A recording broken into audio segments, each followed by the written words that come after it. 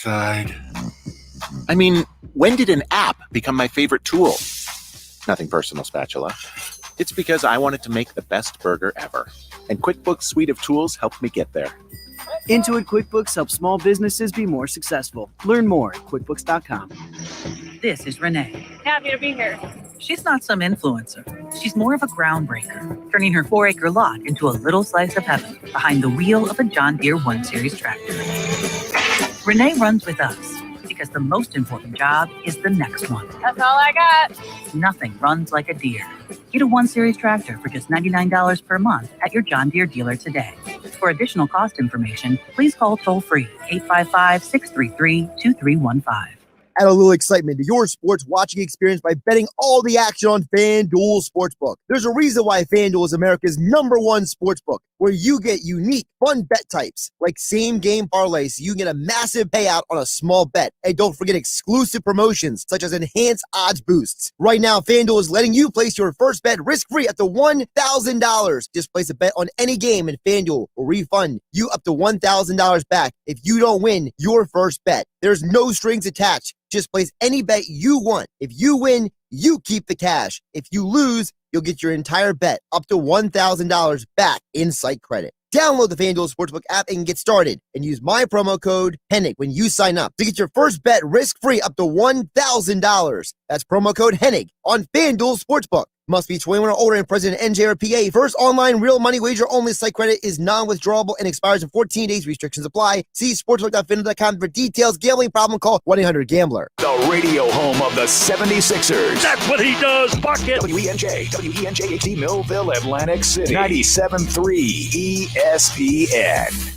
This is Sports Bash Saturday with Josh Hennig, live from the Matt Blatt Kia Studios. Now, Sports Bash Saturday. Here's Josh Hennig.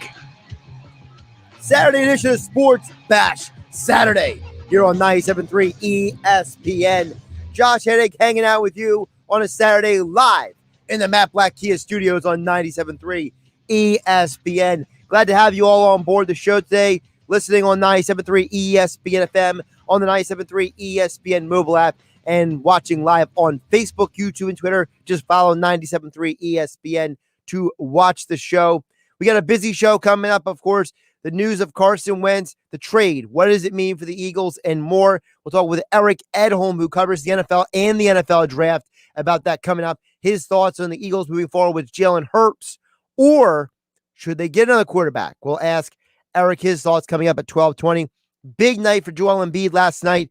50 points for the big man. The MVP candidate continues to pad the resume.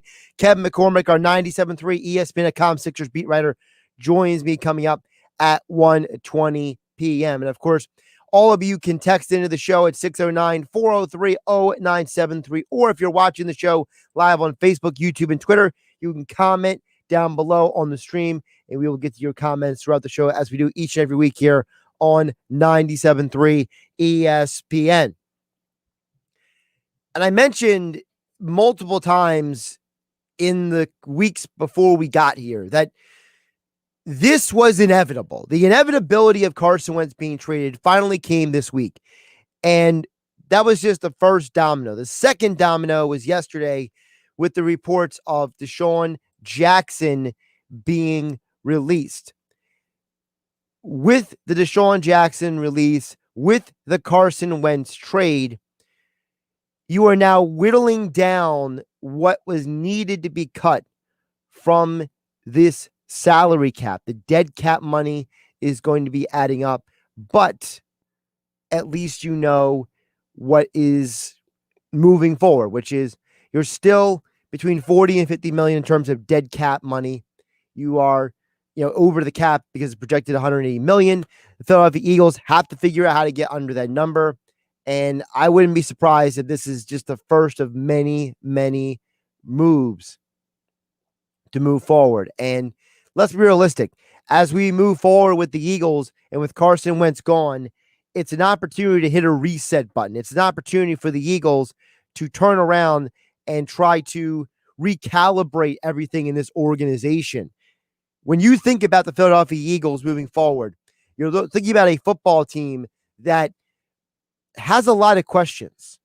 How many guys are going to be cut? There's a lot of names on the list, and we'll get to some of them in just a moment. I'm going to say this once, I'm going to say it twice, and I'm going to say it even if the Eagles do exactly the opposite of what I think they should do. The Philadelphia Eagles need to do one thing this offseason above any and everything else.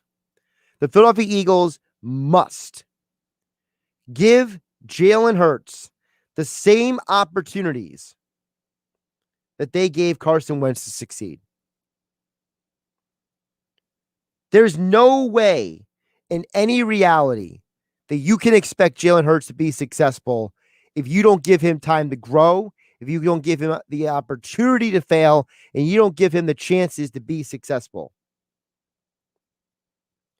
I do not want to hear from people, well, he was a second-round pick or anything like that. You gave Carson Wentz 5 years. You gave Carson Wentz returning from multiple injuries. You gave Carson Wentz the wiggle room to say, well, your rookie year, you didn't have Lane Johnson. Well, you tore your knee up in your second year. Well, you had a broken back in the third year. Well, you had a concussion in the fourth year. You gave him 12 weeks. At least 3 of those weeks, he was directly responsible for those losses. You gave him assets around him. You gave him weapons. You gave him draft picks. You gave him coaches. You let his friend, Press Taylor, stay on the staff. You cannot let Jalen Hurts go out there and say, after a couple games, oh, well, it didn't work out. No. You have to move forward with this franchise, giving that quarterback the best opportunity to be successful. Because if you don't, then you're a bunch of hypocrites. The Philadelphia Eagles, when they dumped the man Carson Wentz, when they moved on from him, they did so with the understanding that Carson Wentz no longer wanted to be here, and let's be realistic, they didn't really want him either. You can say whatever you want in your opinion, your beliefs about the Eagles, but the truth of the matter is this. The Philadelphia Eagles were done with the Carson Wentz experiment. 5 years, 2 contracts, injuries, playoff appearances. It just wasn't working out. They had to move on. Talent is not the most important thing in sports. It's an element of success in sports, but there are other factors for success in sports, just like in real life. In many ways, sports is a reflection of the real world. In some ways, it's the real world that we wish existed at times. Sports is about the old saying, hard work beats talent every time talent doesn't work hard. And I, along with others, had questions this year when it came to Carson Wentz and his commitment to winning. He may be committed to being the best version of himself on the football field, but I was never fully sure if he was fully committed to winning with this football team. Those are 2 different things. They are not always one and the same. Carson Wentz said multiple times after games, I got to do a better job. I'm not going to change what I'm doing on the football field. I am who I am. We can win with the guys we have, etc. He said those things. You cannot win in the National Football League if your quarterback is in denial about his own problems. And that's what Carson Wentz was. He was in denial about what exactly was going on with his football team. He was in complete oblivious denial. I'm not going to sugarcoat it. This Eagles organization has a lot to figure out. You moved on from your Super Bowl winning head coach. You moved on from your 2nd overall pick in the 2016 NFL draft. You've already cut one of the best wide receivers in your franchise history after a very disappointing second tenure because of injuries derailing his time in Philadelphia and Deshaun Jackson. You're probably going to be cutting Alshon Jeffrey. And there's other guys who you're going to have to move on from. Zach Ertz is most likely getting traded. There's a lot of stuff to work through. And it's not going to be easy to get that number down. You got to, between now and the start of the new year, find a way to shuffle about $40 to $50 million for you to be what is known as cap compliant. You gave Alshon Jeffrey and Malik Jackson contract restructures with the belief that you are probably going to have to cut them. Unless you can find a trade partner and get even a tiny bit of something in return for them. Zach Ertz is probably gone. Derek Barnett's going to save you over $10 million if you move on from him. We don't even know if Jason Kelsey's playing next year. He's been on this year-to-year thing where he's not 100% sure if he's playing, or if he's not playing, or what's going on with him. Some other guys to watch for on this roster. Is Marquise Goodwin going to play next year? If he does, he's going to account for about $4 million. Remember, with the opted-out players from last year, their contracts roll over to this coming year. Some other names to keep an eye on. J.J. Arcega-Whiteside. Are we done with the J.J. Arcega-Whiteside experiment? Are we finally going to move on from him? That's a $500,000 cap savings right there. Some other players to keep an eye on as well to see if the Eagles decide to move on from or not. They may have to make a tough decision when it comes to Travis Fulgham, or do you keep him? That's almost $1 million right there. You brought in guys like Brett Toth and others for depth, basically. And now maybe you don't need them. There's a lot of guys on this team that might not be here next year. This is going to be a hard reset for the Eagles. And that's why I encourage everyone out there to not jump ship with anything that happens next year. I don't care if Sirianni says 20 times in a press conference. I don't care if Jalen Hurts has a couple bad games here and there. I don't care if guys fumble the ball, if they drop passes, if things don't work out. As long as this team is healthy, for the most part, they can win some football games next year. They may not be a Super Bowl contender. They may not be a team that's going to contend for the NFC East, but they can win between 7 and 9 games next year. It just might not be pretty how they get there. I encourage everyone to give this team an opportunity to figure this out.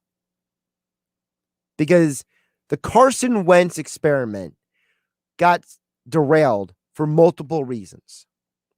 It wasn't one guy. It wasn't one person. There were multiple people who are to blame for your second overall pick, who you traded up twice to get. Remember, in 2016, the Eagles moved multiple times up the draft to get to him. They unloaded the Byron Maxwell abomination contract. They moved up to get that pick because the Browns didn't like Wentz. Remember that whole story? So now, a few years later, he's gone. And why is he gone? There are 4 people who are directly responsible for this failure, for this experiment going sideways. Doug Peterson, Carson Wentz, Howie Roseman, Jeffrey Lurie. Let's go in reverse order. The owner is responsible for what happens in his organization. The owner claims to be in touch with his organization. The owner, according to many reports, is more involved in the football operations than some people would like. The owner has to take responsibility for what happened this year. For sure. And not just this year, for the last few years. The plethora of coaching changes on Doug Peterson's staff. The fact that this organization kept bringing back guys like Jason Peters and other veterans instead of going younger like they did, which was the original plan after Chip Kelly left. Remember, the original plan was have some veterans, mix them in with young players. Instead, after they won the Super Bowl, they went against the own organizational philosophy, and the owner signed off on all of these older players continuing to get extensions and continuing to keep around. The owner was the one who's best friends with Jason Peters. The owner is the one who signed off on a lot of these things happening. The most hated man in Philadelphia, Howie Roseman.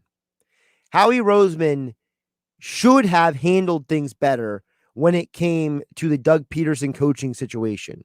He's supposed to be the buffer between the owner and the rest of the organization.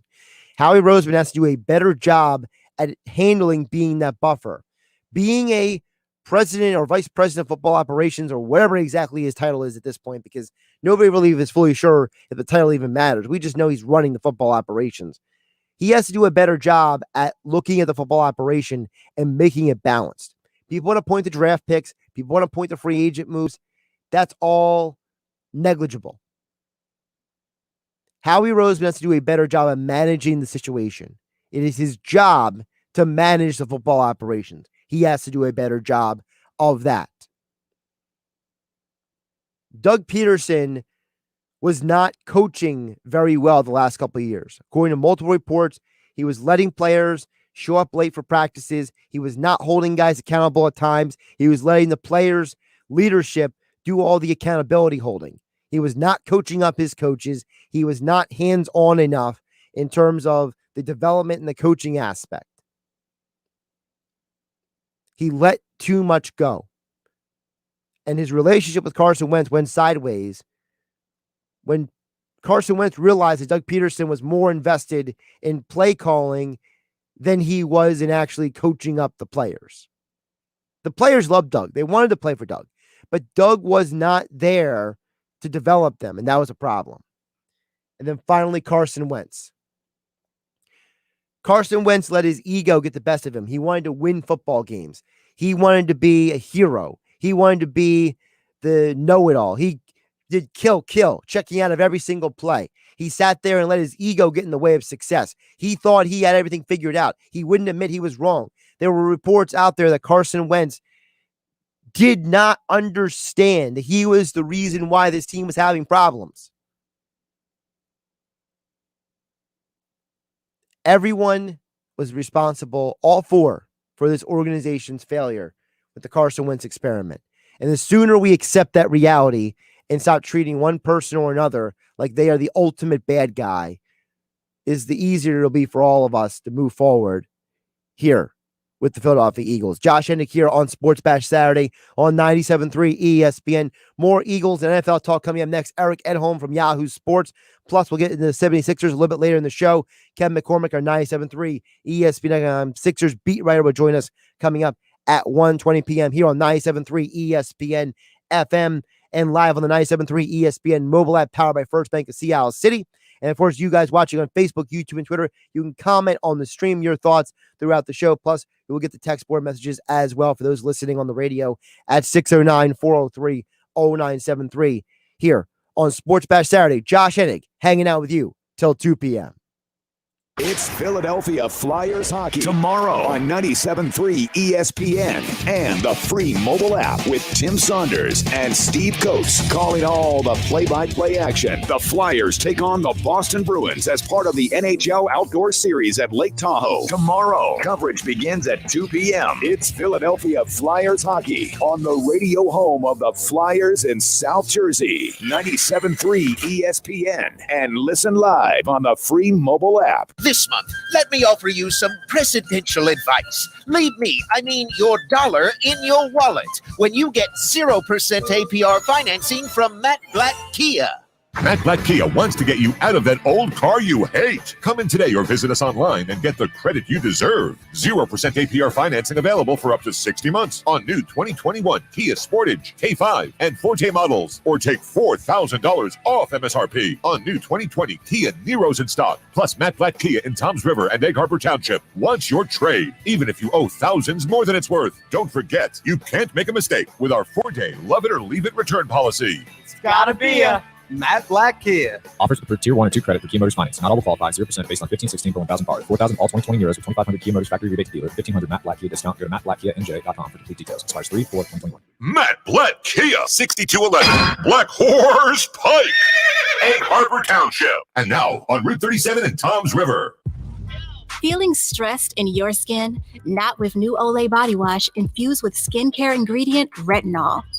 Olay with retinol improves skin 3 times better versus the leading body wash, transforming skin from dry and stressed to bright and smooth, so I can step into stressful days feeling my best in my skin. Olay Body, fearless in my skin.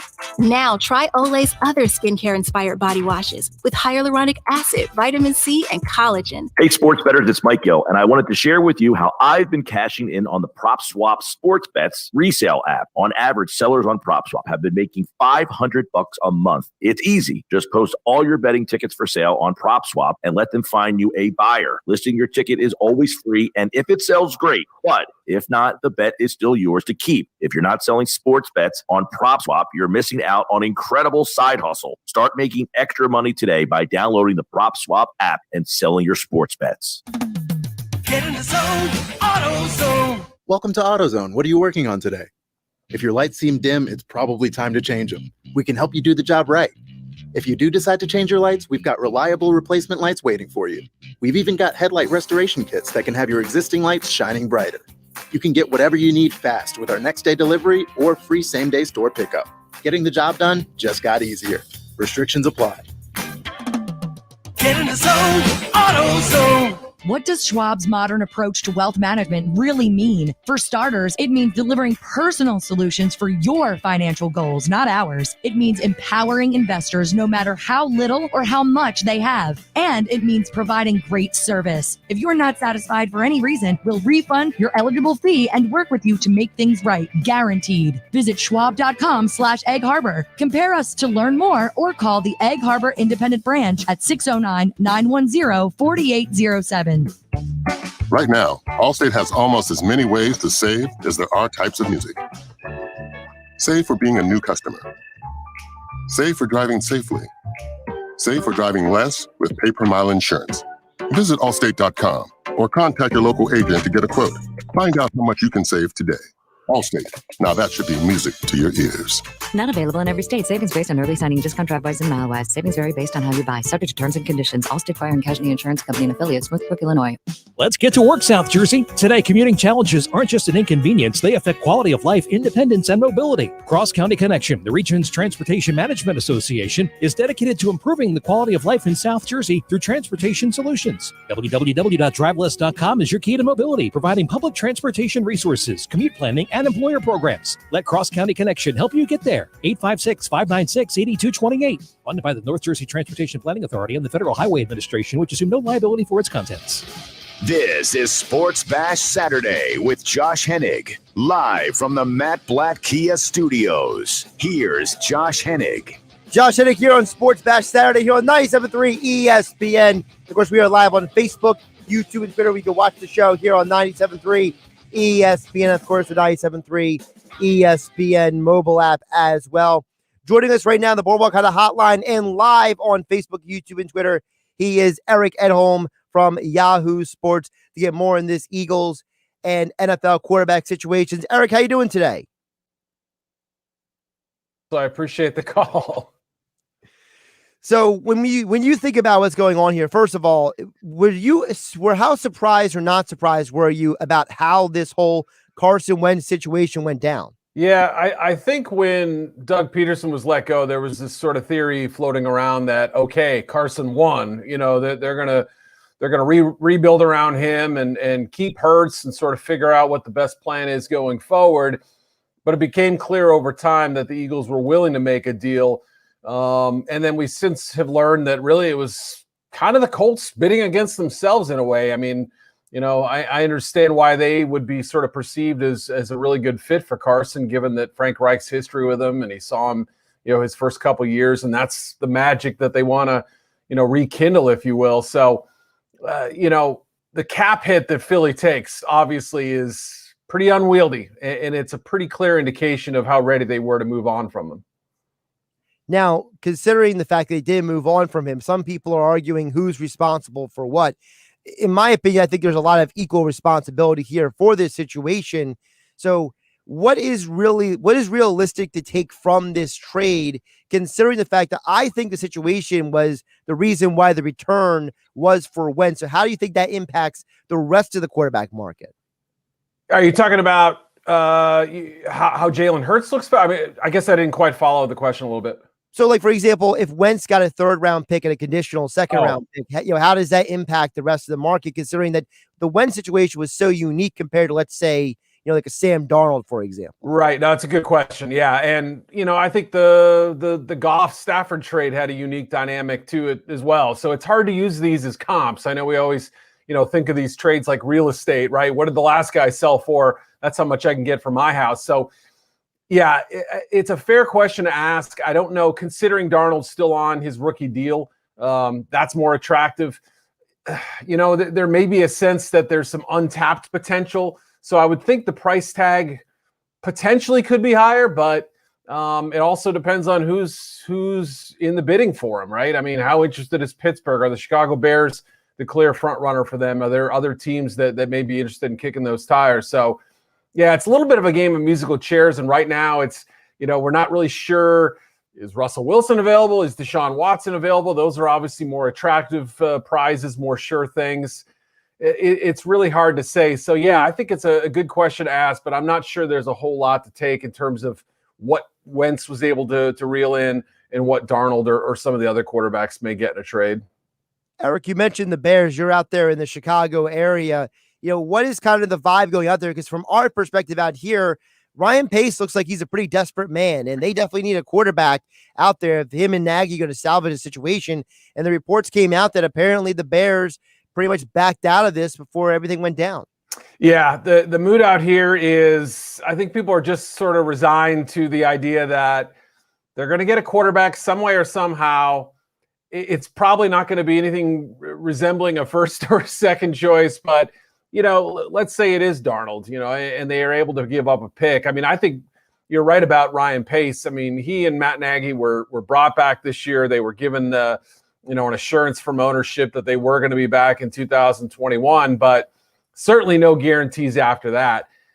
And, what we've seen from GMs in on the hot seat in the past is if they're able to, if ownership doesn't overrule them, you might be willing to trade a future pick, because if it works, okay, then we've got our quarterback. If it doesn't, that's somebody else's issue to deal with. Ryan Pace doesn't have to worry about that lost draft pick. So, I don't think he'll be reckless. I think obviously he's mindful of the idea that he should probably try to get as good a value as he can without just mortgaging the entire allotment of draft picks. But yeah, I think there is a sense that if we're talking future first round picks or future picks in general, the Bears might be willing to go that route. So you're saying he's not going to be the Jags GM from the movie Draft Day. He's not going to be right?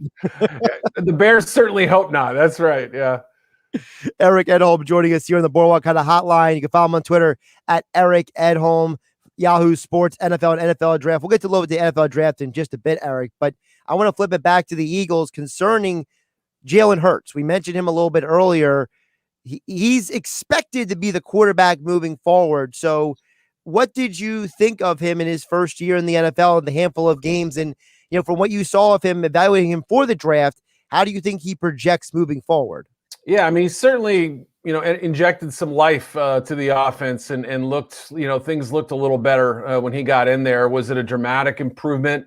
That's arguable. I would say probably not. But the fact is, he was sort of an unconventional rookie quarterback who came in and I thought handled the situation about as well as he probably could have. So you give him some props for that. But I don't believe the Eagles are just going to sit and say, okay, Jalen Hurts is our guy for the next 5 years. We're all set and, no problems here.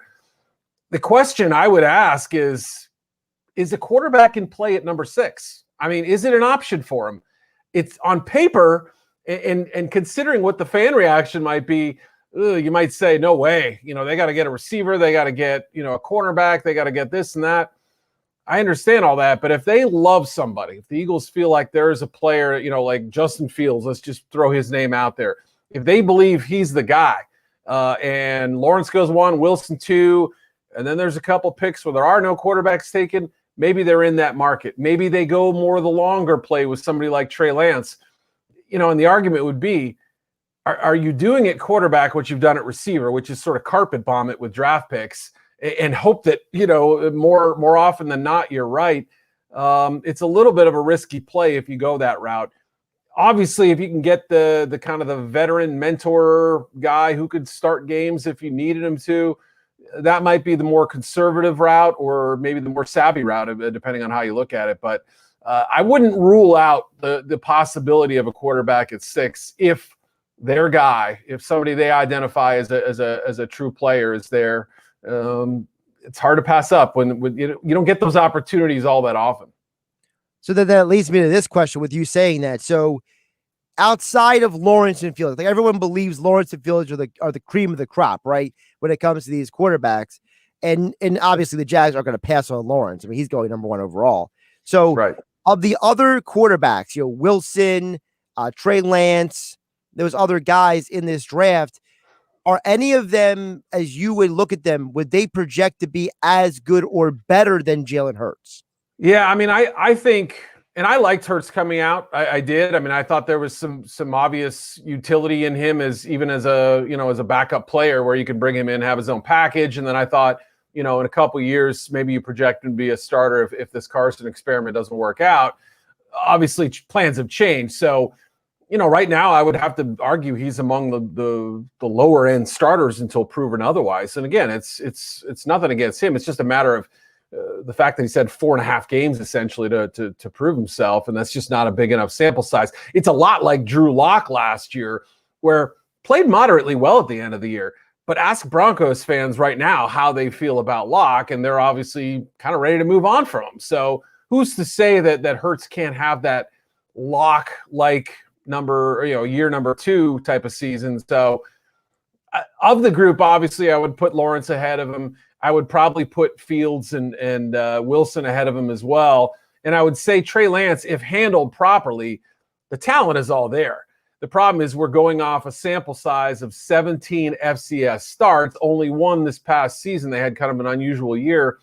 And realistically, I would love to see him in a place like, Atlanta, where there's an aging starter in Matt Ryan. I don't know if Philly's the best place or not, but if whoever handles him correctly kind of expands his toolbox a little bit, I think could have a real contender for maybe even the best quarterback in this class. It's just a crapshoot. You really don't know exactly where he is at this stage in his development. Eric Edholm joining us here on the Boardwalk on the hotline on 97.3 ESPN. You can follow him on Twitter at Eric_Edholm for your NFL and NFL draft coverage. So let's say they don't go with a quarterback. Let's go with that scenario for a hot minute. A lot of people want to know, if Penei Sewell drops there, do you pick him or do you go with one of the wide receivers? Or for example, for me, I'm the guy who says, forget the offense, go Patrick Surtain, get the blue chip prospect at the top of the draft. Looking at 6, what are some of the Eagles' best options in your mind? Yeah, I mean, the thing is, there's no sort of Chase Young-like defensive prospect in this class. No Nick Bosa, Joey Bosa. There's not that elite pass rusher. That's a position that typically you will see go, at least one player go in the top 5 of a draft. This may be the first year we don't have that in a while. Cornerback, you might say, okay, that's another high priority position. Somebody like Surtain or Caleb Farley from Virginia Tech who opted out this past season. I really like J.C. Horn a lot from South Carolina. He may end up one of my top 2 rated corners. All 3 guys, I believe, should be top 20 selections. Is 6 too high for them? I like Surtain a lot. I think he's going to be a very good player. I don't know that he'll ever be that Patrick Peterson-like player. I don't think he has the sort of the quick reaction skills and the change of direction skills to be quite on that level. And we saw last year with Jeffrey Okudah, who went number 3 to Detroit. They tried like heck to move out of that spot. They didn't really, they were hoping to get him around where the Eagles are picking now. If they could have traded back 3 or 4 spots, they would have felt better about the situation. And he struggled.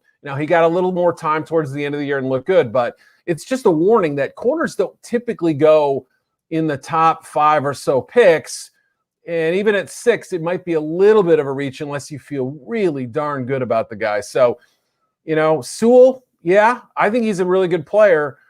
Is he massively better than the other offensive linemen in this class? I might argue no. But again, here's a player who's going to be so young when he gets to the league, so much upside, so much potential. There's a little bit of a gamble there, but I really think those receivers, either Jamar Chase or Jalen Waddle, those are probably in my opinion, their best options, even if, taking a little bit of a smaller receiver and somebody like Waddle wouldn't really make everybody happy at number 6. Yeah, the receiver thing is weird because it's like Jamar Chase, he didn't play for an entire year. Devonta Smith, he refuses to weigh in or do any measurables at the senior day week, which is bizarre in of itself. And then Waddle had the injury. So you have 3 guys all there lined up in a row, and they all have these interesting question marks. So you got to have to wonder, Eric, are any of them really the best option for a team unless the team is just desperate for a receiver? Yeah, I mean, Jamar Chase it's funny because he's not the biggest guy. He's probably not going to test through the roof. This isn't somebody who's going to blaze a 4.39 40, or, he may put up good jumping numbers and all that. But if you're really big into those kind of metrics, he may not be exactly what you're looking for. But then you turn on the tape last year and you see at 19 years old what he did in the SEC, which was incredible. And it was a great cast of defensive backs in the 2019 season. Yeah, he had a Heisman Trophy winner throwing him the ball. Yes, he had Justin Jefferson to kind of keep from all that double coverage normally you'd see as a star receiver. But, his competitiveness, his ability at the catch point is elite, I think. It's the best in this class. There's nobody who can go up and snag the ball like he can. And so for a less accurate quarterback, because I think Jalen Hurts is not necessarily a pinpoint precision passer, if you think about that pairing, here's somebody who can adjust out of his frame to make catches, incredible sideline balance as well. That's why I love him so much. The question with Waddle in Philly would be, is he too much of a sort of a similar type to what you got in Jalen Reagor last year? They're different. They're absolutely different. But, you're talking about another kind of slot guy, undersized, little bit of a running back in a receiver's body. There may be a little bit too much overlap there, but again, Waddle, his speed, he just eliminates pursuit angles. He's one of the most electric players, I've watched since I've started doing this stuff, and it's whoever gets him is going to get a powder keg. I think he's really special. Without going too crazy, Eric, I want to ask you also with this draft, is there anyone outside of the first round that people should be keeping an eye on for a team like the Eagles, whether it's like a receiver or maybe a defensive player? Because the Eagles have a lot of needs. Let's be realistic. This franchise, they're probably going to have to cut or trade at least 5 more players to get within cap compliance. And they just cut Deshaun Jackson.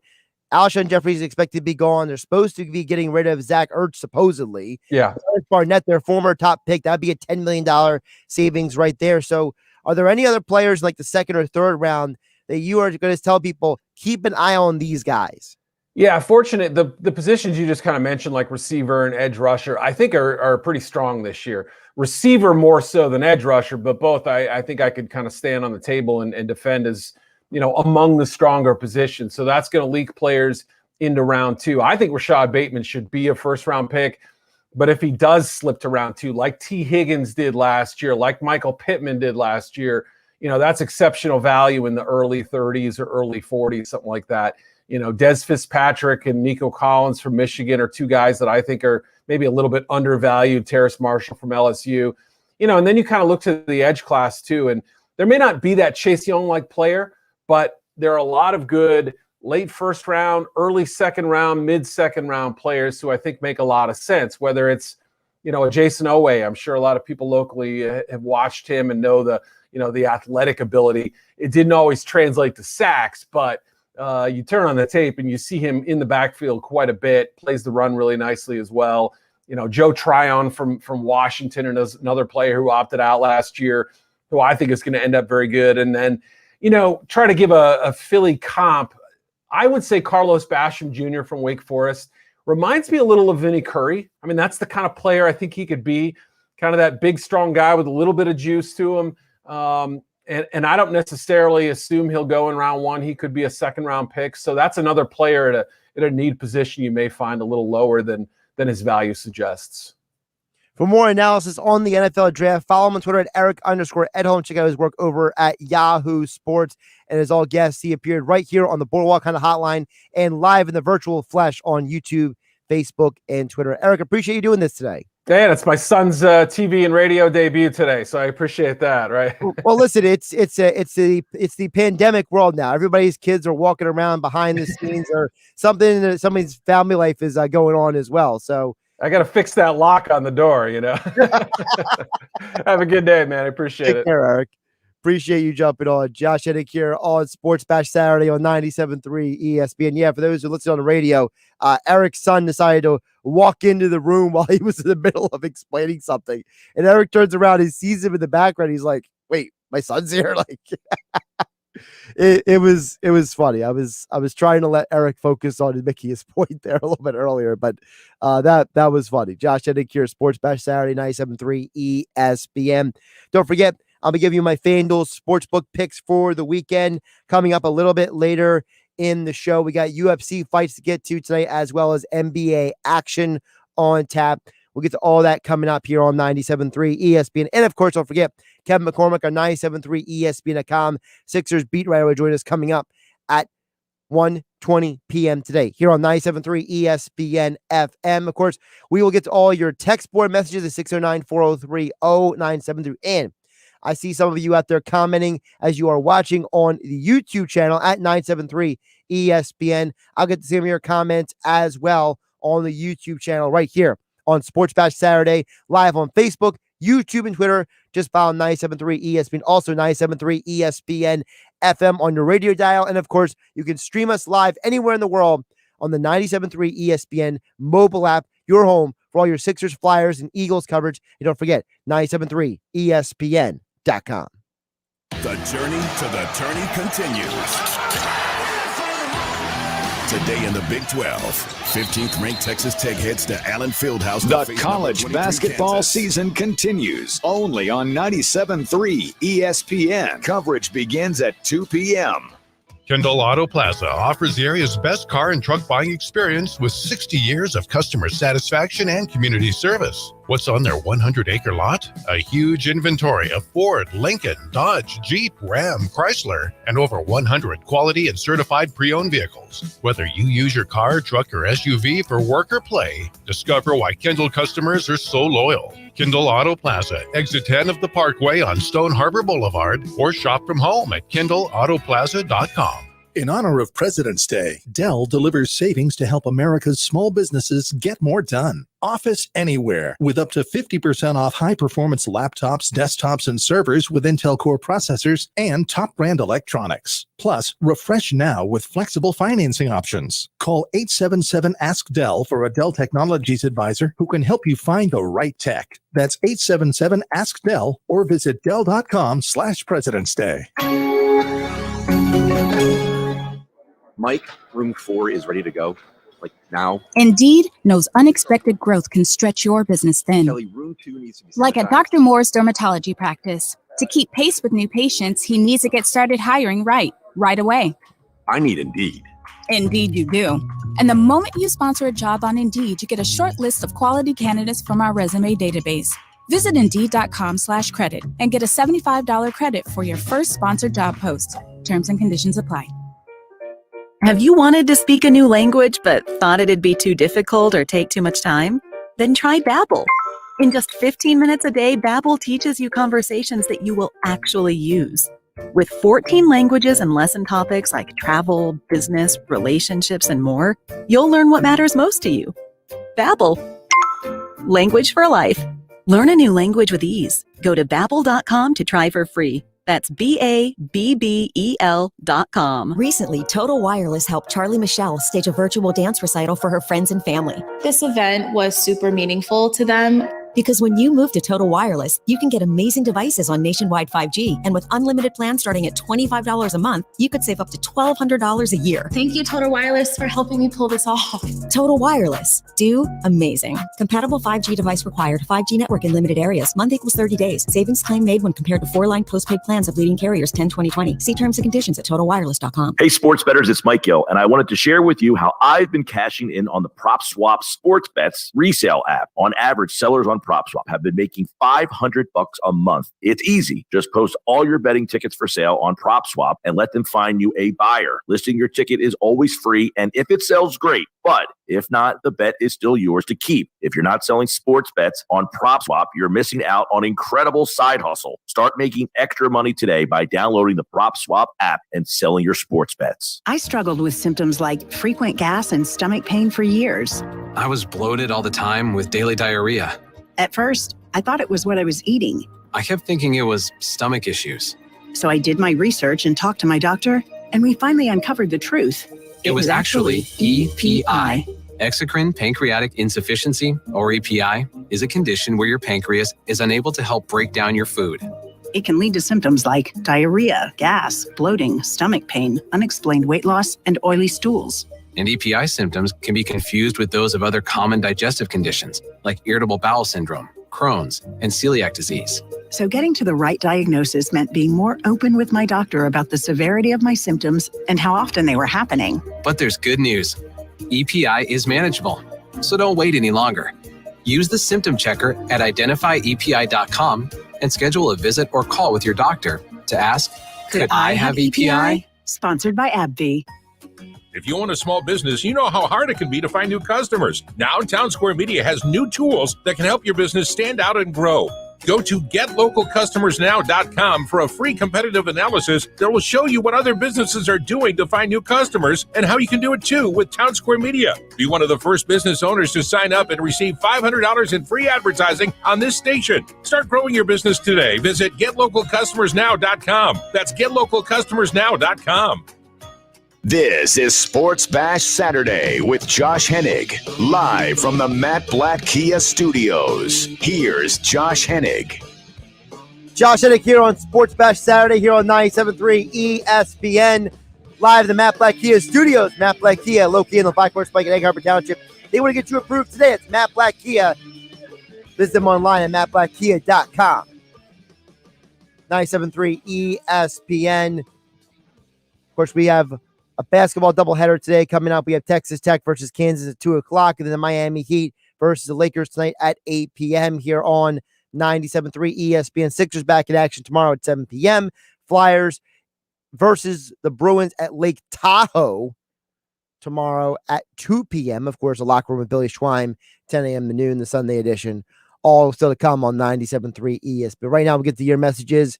We got the text board 609-403-0973. We also got people watching on Facebook, YouTube, and Twitter. So we're going to mix in your guys' thoughts and comments here as we've been talking about the Eagles, the NFL draft, and more. I want to just hit the text board really quick before we get to you guys watching on Facebook, YouTube, and Twitter at 973 ESPN. DNEHT earlier says, I think Doug Peterson wanted out since they fired Mike Groh after telling him the staff was all coming back. I think I think there's some truth to that, Dan and EHT. I think there's something to the fact that Doug Peterson was under the impression that the staff was coming back. He was under the impression that it was his staff. And after the 2019 season, it felt like the organization was telling him, no, this isn't your staff. No, this isn't your team. No, this isn't your organization. And I think that might have stuck in his craw a little bit. I think that might have really frustrated him and made him unhappy with the situation. So you have to wonder if, and I say if, things would have gone differently with the coaching staff situation, if Doug Peterson would have reacted differently as a general principal. I think also with Doug Peterson, you got to remember that when you think about, all right, let me just roll it this way. Doug Peterson could have handled situations better by, first of all, putting his coaches in a better position to be successful. It's not like he was putting Mike Rowe in the best situation. Mike Rowe wasn't even allowed to call plays. Mike Rowe is sent out there basically to take press conferences and answer questions he didn't have answers to at times because Doug Peterson didn't want to answer those questions. If you ever go back and watch those Mike Rowe press conferences, they were kind of pathetic. Mike Rowe is, I was told by a couple of Eagles media people, the most uninteresting coordinator they ever talked to. That's telling. When people who've covered the team for a long time say that Mike Rowe's press conferences were a waste of their time, that tells me that Doug Peterson didn't put his own coach in a position to be successful on any front. So no wonder he was fired. No wonder the owner said, I don't want this guy as your coach anymore. You need to bring in new coaches because the head coach made him look bad. And instead of Doug Peterson helping his coach, coaching up his coaches, he didn't do that. And that's on Doug. See a couple comments on here. People watching on the YouTube channel. Steve Garrison watching on YouTube says, I believe this Hurts trade will hurt the Eagles more than they think. A lot of questions on this team. Well, Steve, here's the thing. The trade was going to happen no matter what. You couldn't move forward with Carson Wentz at the quarterback position because of how fractured, how dysfunctional the relationship was at this point. So you had to move on. You had to go to the next level. You had to step away from this team. So to me, when I look at the trade, to me, it's less about hurting or helping the Eagles than it's about saying they had to move on. If you would have kept Wentz, things don't get any better either. At least you're getting some sort of compensation for him for taking that huge cap hit this year. Once you get past this year, the Carson Wentz dead money is pretty much done. You don't have to deal with it anymore. Because if you look at the situation for 2022, the Eagles have almost no money on the books. Like it's kind of ridiculous. The Eagles have about $70 million in cap space next season. So that's insane, right? You have no guaranteed money for Brandon Graham after this year. Fletcher Cox has no guaranteed money. In fact, the only players who have guaranteed money in 2022 are Andre Dillard, Jalen Reagor, and that's it. Everyone's money is based on base salaries and bonuses. No guaranteed money. So you're eating the money for 1 year. So whether Wentz was traded or not, you're in this horrible cap situation either way. John P. watching on Facebook says the Eagles need to draft Kyle Pitts. Here's the problem with the Kyle Pitts thing, and I understand that's an opinion that's being propagated by a lot of people, John, on social media. The problem with Kyle Pitts is, first of all, you got to determine what position he's playing. Is he a large, big body wide receiver, or is he a tight end? So the projections for him are basically like this. If you're going to make him an outside wide receiver, which he can play, he played every position on the field at Florida. You're basically getting a more athletic version of Marcus Colston. So it's or a stronger, bigger powerhouse version of Alshon Jeffrey. So you're going to have to utilize that player a certain way in order for him to be effective. If you make him a tight end, he's probably a lot closer to what you saw from the Patriots when it was Gronkowski and Hernandez in New England, where Goddard would be the powerhouse blocking tight end and Pitts would be the receiving tight end. So Gronk was the blocking tight end and Hernandez was the receiving utility knife. So if you're drafting Pitts, you better have a game plan for him. You don't just draft him for the sake of drafting him, because at the end of the day, do the Eagles really need another tight end? Probably not. Do the Eagles really need a huge, big body possession type receiver? Probably not. Now, Steve jumps in here with his own opinion.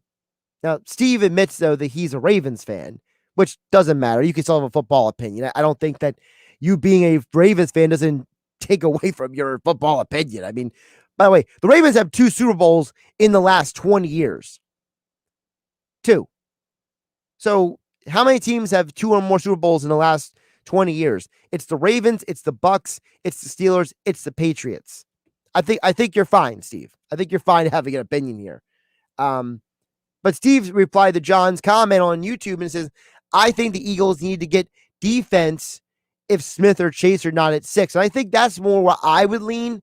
Steve, I'm feeling more so that the Eagles, first of all, need to get some defense because that secondary is poor this year. That's why I'm so big on Patrick Surtain. But if you're going to go receiver, you got to get the best possible weapon.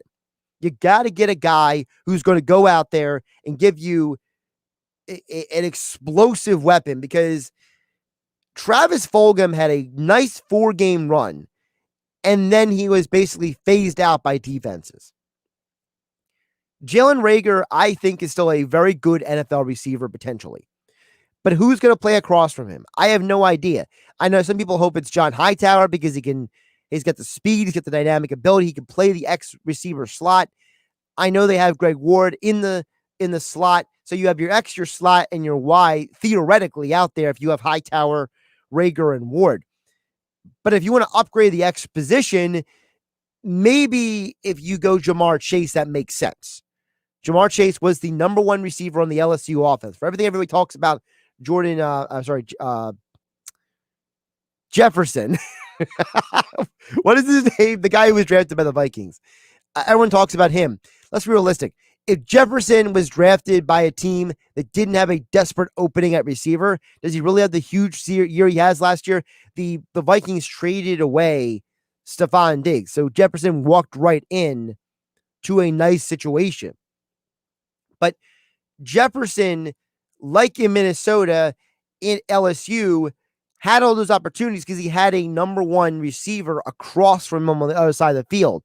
So Chase is supposed to be a number 1 caliber receiver. So in my opinion, if you're going to go receiver, I don't go Smith or Waddle. I go Chase, because if you're picking 6 overall, give me the superstar. Give me the big time receiver. Give me the Calvin Johnson prototype type guy. Jamar Chase, people forget, how big he is. Yeah, he's technically only 6'1", but he's a thick 6'1". He's like 210 pounds, 6'1". He's a big, strong receiver.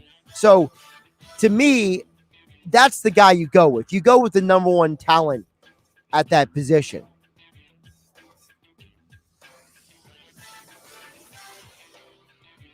By the way, I love this comment from Always Testy. Good thing the Eagles are quarterback factory, nothing to worry about. Listen, I want people to remember Howie Roseman said that, and then Jeffrey Lurie confirmed it. So you have an owner and a GM who think you're a quarterback factory, but yet you traded away Carson Wentz, you let go of Nick Foles, you drafted Jalen Hurts, you trade away Sam Bradford for a first-round pick. Great comment there on YouTube. Josh Hennig, Sports Bash Saturday. More coming up next, 97.3 ESPN. It's Sixers basketball tomorrow on 97.3 ESPN with the voice of the 76ers, Tom McGinnis, calling all the exciting play-by-play action. Simmons, he's going to lay it up and in. Embiid with a block at one end, and Simmons like a freight train getting the layup. The Sixers are in Tampa to face the Raptors tomorrow. Coverage begins at 7 p.m. Philadelphia 76ers basketball on your radio home of the Sixers in South Jersey, 97.3 ESPN. Health Update with Robin Stoloff. Learn more, live better. Do you dread Mondays? Do you spend your Sunday nights worrying about Monday morning? Well, you're not alone. Mondays are often associated with anxiety, apprehension, and gloom. A recent survey of 11,000 workers revealed we're more likely to be ill or take time off at the start of the week, with 35% of all sick days falling on a Monday. And more people are even more likely to have heart attacks on a Monday. Let's face it, Monday does mark the end of freedom. Gone are those relaxed, free hours and days shared with family and friends. Monday morning blues are a real thing, but life is too short to feel that way. So how can we stop our mood from sinking when Sunday draws to a close? We have 5 ways to hate Mondays less and embrace them more on our website right now. I'm Robin Stoloff for Health Update. Health Update with Robin Stoloff, empowering you to live a healthier life.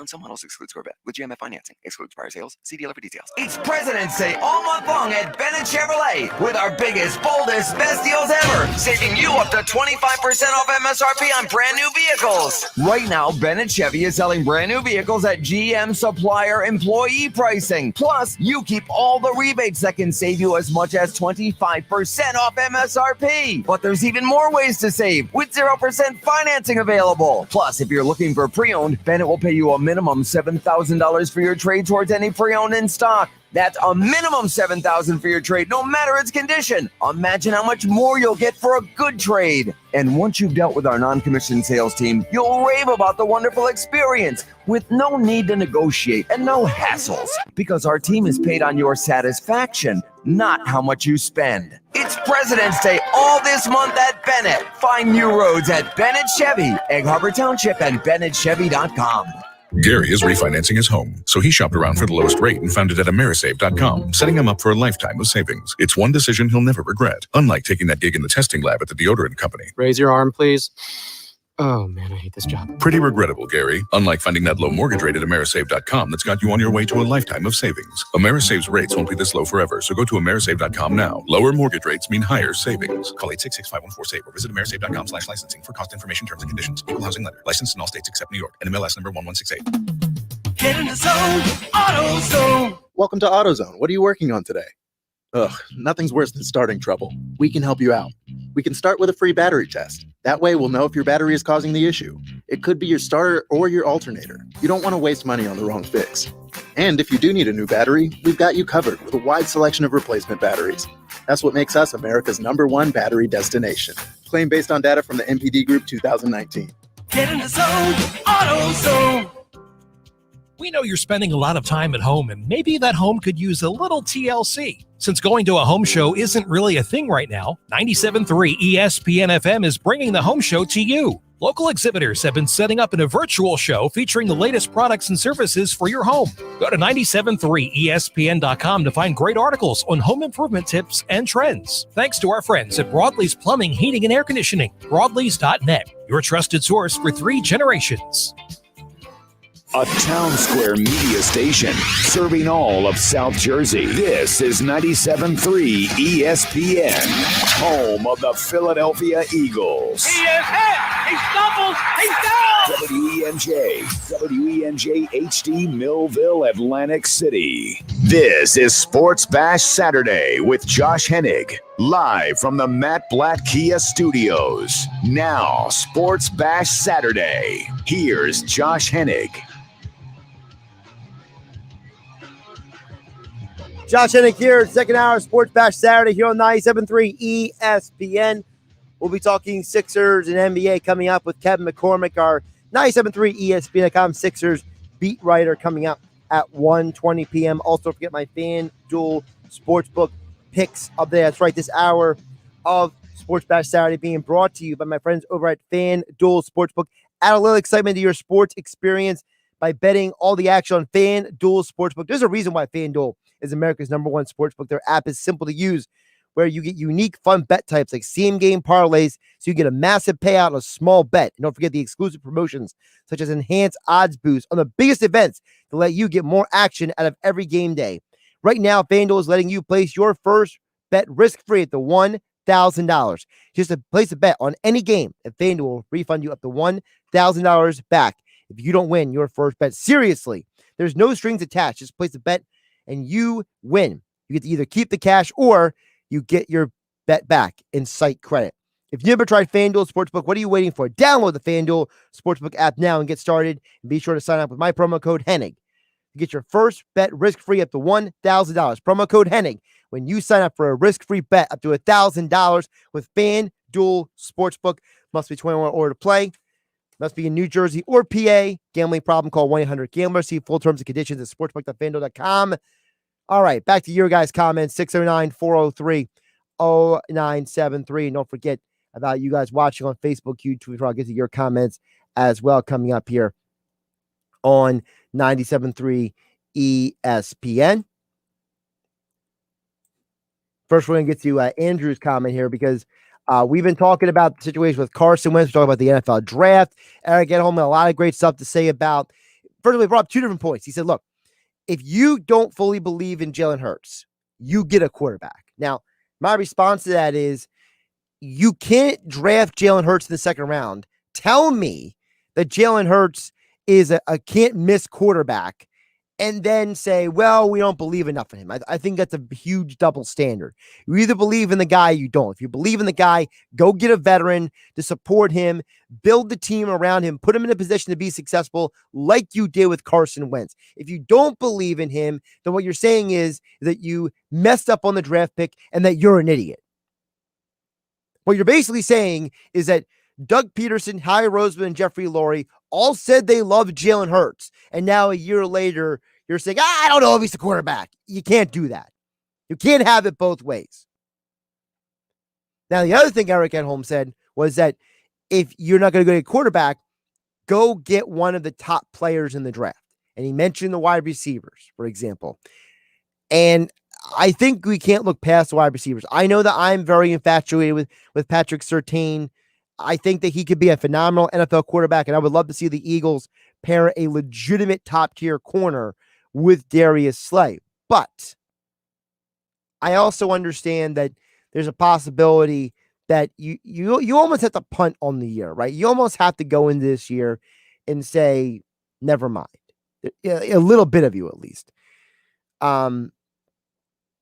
I think that the one thing you have to keep in mind as well is, like I said earlier, guys like Malik Jackson, guys like Alshon Jeffrey, Deshaun Jackson's already been cut. Guys like Marquise Goodwin, guys like Derek Barnett, Zach Ertz, they're not going to be here anymore. So how do you fill those voids? Well, you're going to have to do it through the draft.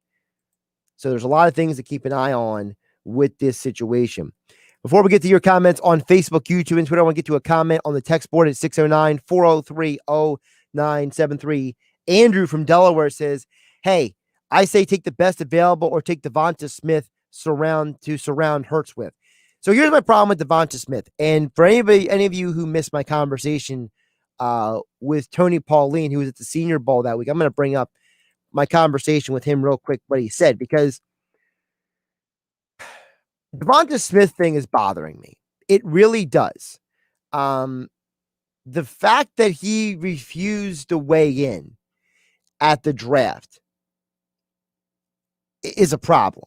And I think that as NFL draft analyst Tony Pauline, who was at Senior Bowl week a couple weeks ago, when Devonta Smith didn't play, didn't weigh in, the guy's got a small frame.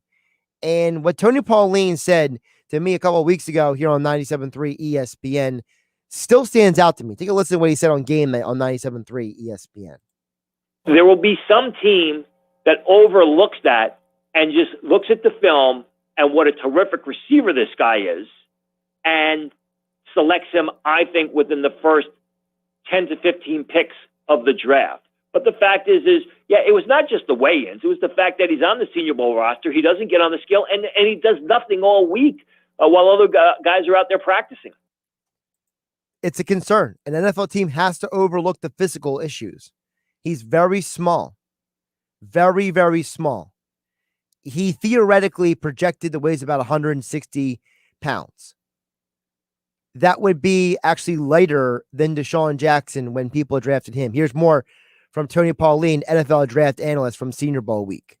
It's not just that he didn't weigh in. He didn't do anything. I mean, what the hell was he doing in Mobile? He didn't practice. He didn't take repetitions. He wouldn't weigh in. Why was he on the roster? Why was he taking somebody else's spot? Again, this is not a character assassination of Devonta Smith. It's having honest questions about it. I have serious questions about Devonta Smith for the Eagles. I have to wonder, is he really the best option? And finally, here's the other part of it, because Tony Pauline also said that maybe Devonta Smith isn't the best fit for every NFL team. Devonta Smith is a great receiver. There's no doubt about it. I always said that he was the most complete receiver of the Alabama crew that we've seen in recent years. Jalen Waddle this year, Jerry Jeudy last year, Henry Ruggs last year. But he's got a smaller frame. So he's not a good fit for every offense. I agree. I don't know if that's what the Eagles need at this point. You drafted Jalen Reagor to be your weapon. Your all around the field weapon. I just don't know if Smith is the right guy. Okay. I just don't know if that's the right guy. And I think that's what really it comes down to. I would feel much more comfortable with guys like Waddle. I would feel much more comfortable with a guy like Chase. I would love to see Surtain drafted. I think that there are other guys who could be available. And I think that those guys I feel much more comfortable with than Devonta Smith, because unlike last year's receivers, where it was CeeDee Lamb, Henry Ruggs, and Jerry Jeudy, all three of them had these amazing attributes, right?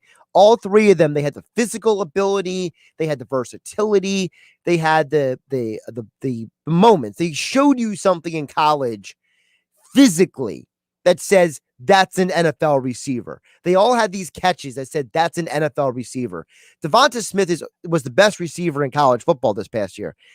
But is that always mean he's going to be a great NFL player? That small frame concerns me. I mean, I got to be honest with you guys. I feel pretty confident saying that I have a better leg day at the gym than Devonta Smith does at this point, and he's going to be in the NFL. It's not a good sign.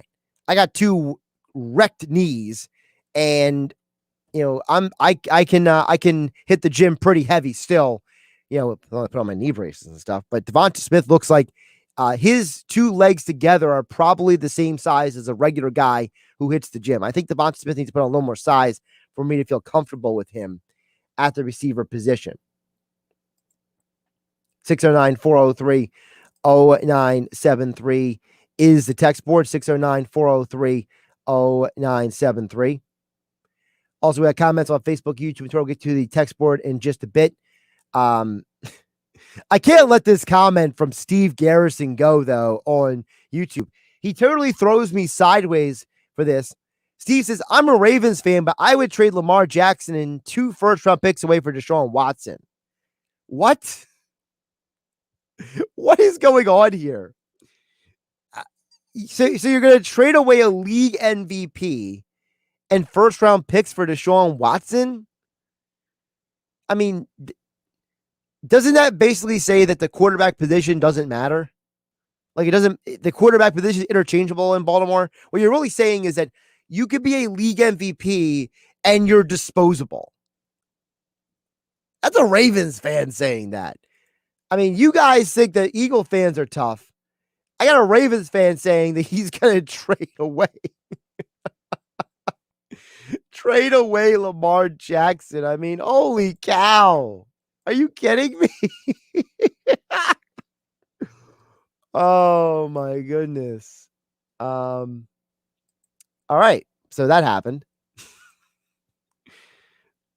Sorry, Steve. I can't get on board with that. That's a too radical take. That's like the Joe Show when he watches 97.3 ESPN on streams and he says that Trevor Lawrence is going to be a bust.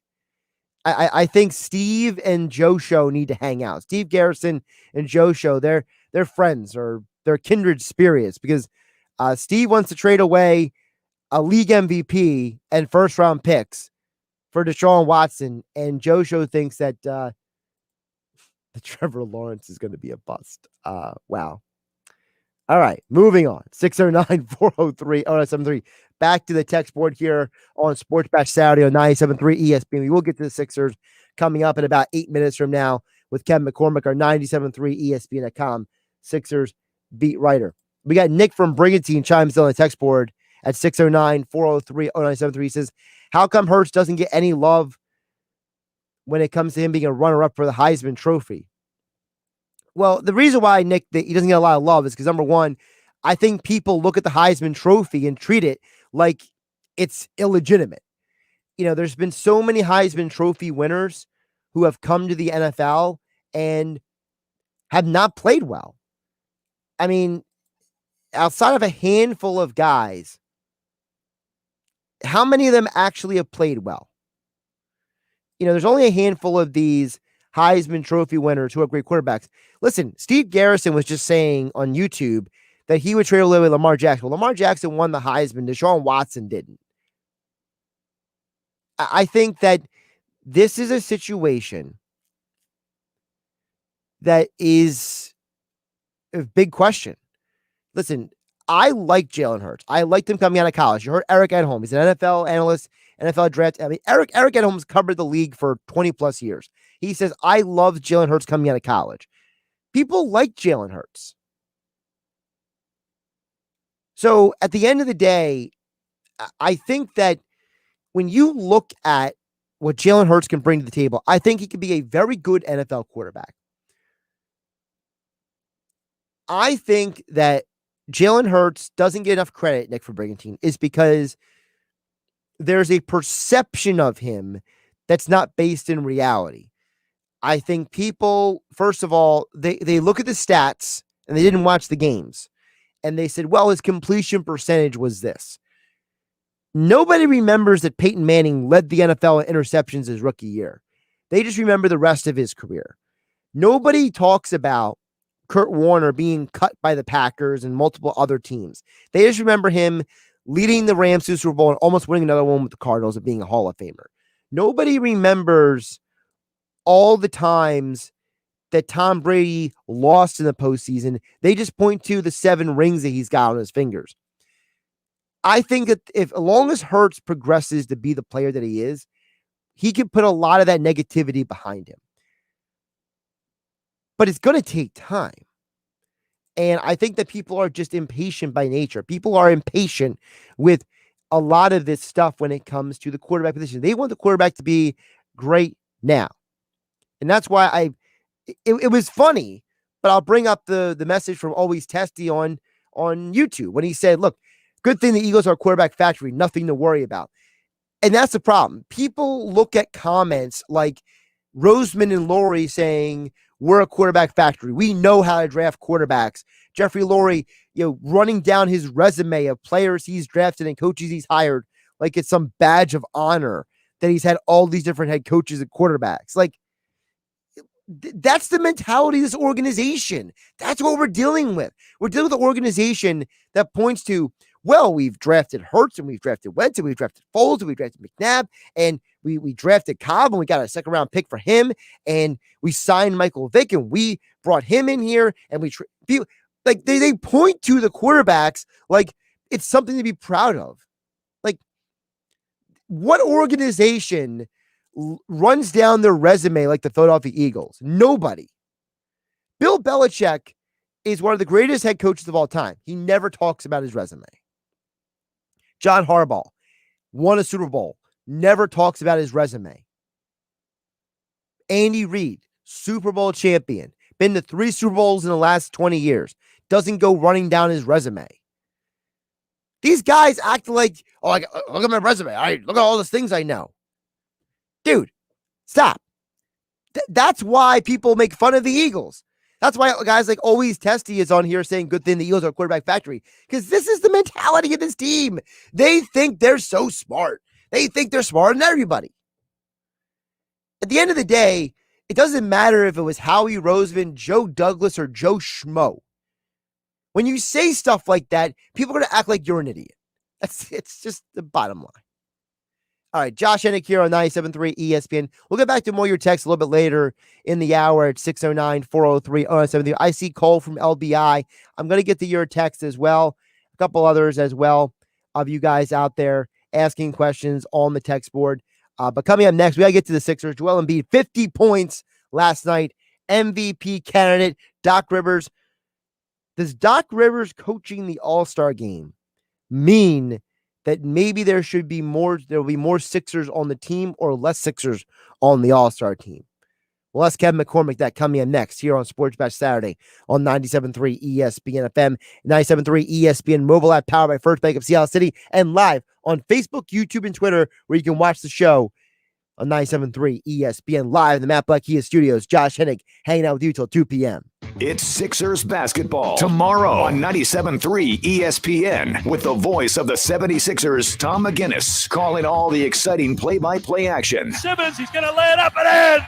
Embiid with a block at one end, and Simmons like a freight train Get it, the layup. The Sixers are in Tampa to face the Raptors tomorrow. Coverage begins at 7 p.m. Philadelphia 76ers basketball on your radio home of the Sixers in South Jersey, 97.3 ESPN. It's a new year and an all-new Matt Blatt Nissan. Matt Blatt Nissan on the Black Horse Pike in Egg Harbor Township next to Home Depot. Help us celebrate when you get out of that old car, truck, or SUV and into a brand new Nissan. 2020 Nissan Kicks. $4,000 off MSRP on in-stock units, or get 0% APR financing for 60 months on new in-stock Nissan Kicks, Sentra, or Altima models. Plus, Matt Blatt Nissan has fast-track checkout available online at mattblattnissan.com. Our non-touch delivery and electronic paperwork ensures your safety comes first. We want to help with your credit approval today so you can drive a new Nissan with 0% APR financing. Matt Blatt Nissan on the Black Horse Pike in Egg Harbor Township, or online at mattblattnissan.com.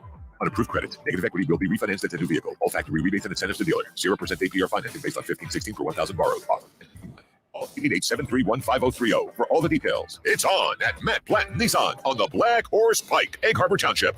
Oh yeah, it's on at Matt Blatt Nissan.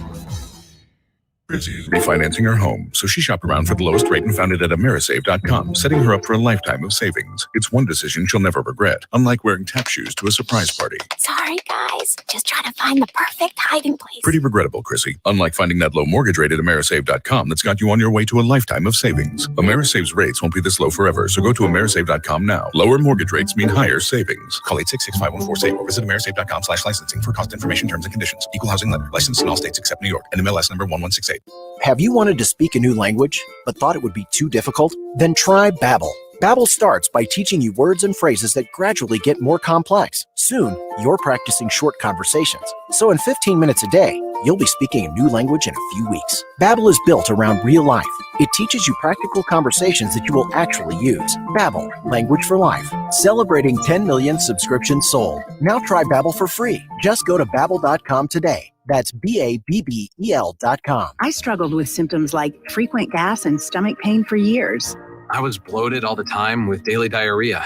At first, I thought it was what I was eating. I kept thinking it was stomach issues. So I did my research and talked to my doctor, and we finally uncovered the truth. It was actually EPI.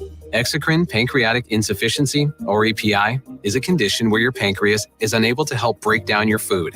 It can lead to symptoms like diarrhea, gas, bloating, stomach pain, unexplained weight loss, and oily stools.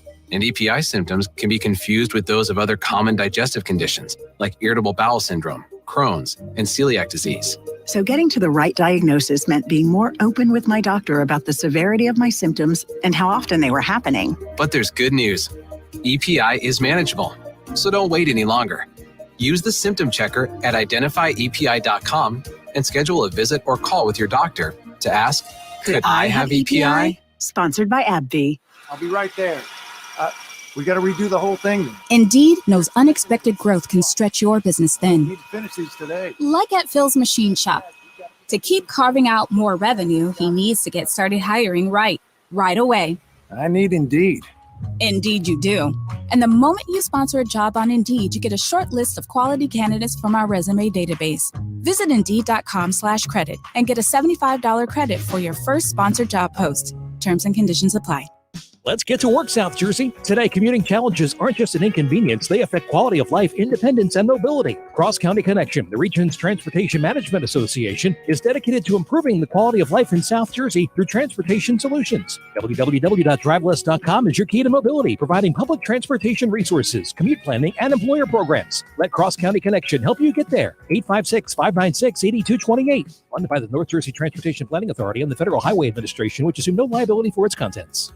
This is Sports Bash Saturday with Josh Hennig, live from the Matt Blatt Kia Studios. Here's Josh Hennig. Josh Hennig here on 97.3 ESPN Live, the Matt Blatt Kia Studios, hanging out with you. Don't forget my FanDuel Sportsbook pick of the day a little bit later this hour. But joining me right now on the Boardwalk kind of hotline to get more into the 76ers, Joel Embiid scores 50 points last night as he keeps improving his MVP candidacy. 97.3 ESPN.com Sixers beat writer Ken McCormick joins us right now live as well on Facebook, YouTube, and Twitter with not one, not two, but three Phillies jerseys over his right shoulder. Ken, how are you doing today? Josh, I'm doing great. How about yourself? By the way, I did find that Phillies hat I told you about. I just keep forgetting to take a picture of it and sending it to you. So I will get that out there on social media at some point this weekend. Now's the time to break it out, man. Spring training kicked off pitchers and catchers this week. Absolutely. So before we do anything with the Phillies, we got to get to the Sixers team because this thing has been wild. Joel Embiid, 50 points last night. Tobias Harris, a huge third and fourth quarter for him. The team really picked it up when they needed to hold off the Bulls in that game last night. I felt like the biggest thing to me, though, was, and I don't want to focus on Joel Embiid's offense, but I thought in the postgame, you heard Paul Hudrick ask this question about the team's defense. I thought the team stepped up defensively when they absolutely had to. And you also asked Doc before the game about the question about how, Matisse Thybulle's defense. I feel like people are overlooking how this defense, you could argue, is maybe won about half their games this year. Without a doubt. Like you said, last night they definitely did step up and get a lot of stops late in the game to seal the victory. And what's more impressive is that they did it without Ben Simmons, a guy who's arguably the most versatile defender in the league, potentially a finalist for Defensive Player of the Year come the end of the season. But listen, Joel Embiid has been arguably one of, if not the best rim protectors in the league. Tobias Harris has stepped up his defense significantly since last year. And Matisse Thybulle continues to just go out there and put on impressive showing after impressive showing. Zach LaVine has scored the ball in just about every facet of the game this season and has just been lighting it up against teams. And Matisse Thybulle pretty much locked them down from start to finish. When you think about what we also saw last night, I felt it was very important that Joel Embiid didn't just have a good game, he had a great game. Because remember, Ben Simmons just a few days ago, he had that massive game where no Joel Embiid, he scores 42. It almost felt like you needed Embiid to go out there and say, hey, I'm a superstar. I'm a league MVP. You think Ben's good? I'm better. Not because he's trying to diss Ben, but because it's almost like if you're going to be the league MVP, every time you touch the ball, you got to show what you're made of. Doc Rivers even said it after the game last night that they needed every single one of those 50 points from Joel Embiid. And what's funny is when Joel Embiid spoke after the game, he talked about wanting to just do everything it takes to win, and that's all he cares about. And he also hinted that when Wendell Carter Jr. came out and scored 8 quick points for the Bulls, that it kind of pissed him off a little bit. And it kind of clicked in my head right there, the meme that flies around from The Last Dance where Michael Jordan talks about taking things personally. And I really feel like that's what happened to Joel Embiid. He came out and saw Wendell Carter Jr. doing that to him, and he said to himself, hey, I'm Joel Embiid. You're not going to do this to me on my own floor. And he just completely took it upon himself to just run all over the Bulls and just show that he is the MVP of the league. I tweeted it last night. You either think Joel Embiid is the MVP of the league at this point or you're wrong. It's just he continues to dominate the league. He continues to look like a tier above every single player that's on the floor with him. And just this season has just been special. Now, let's touch on that real quick. You said that you tweet on Twitter, you're backing up your position.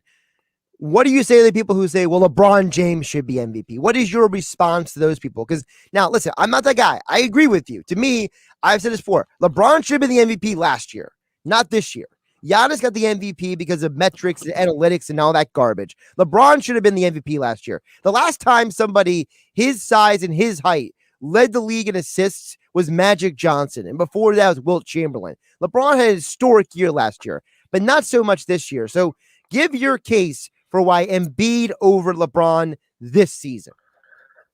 I mean, the case kind of speaks for itself. Joel Embiid continues to go out there and put up numbers that we haven't seen since guys like Kareem. I think Brian Taborek dug into a deep stat last night. No player has ever put up the stat line that Joel Embiid put up last night. And we've had some historic talent at that position in years past. But in terms of defending the case against LeBron, it's kind of like you dove into how LeBron should have been the MVP last year. And just because the league did him wrong last year doesn't mean they should right that wrong this year when LeBron isn't playing at that near same level that he has been this season. And just, I don't know how you look at what Joel Embiid's doing and him leading the Sixers atop the East and say that he's not the most valuable player in the league right now.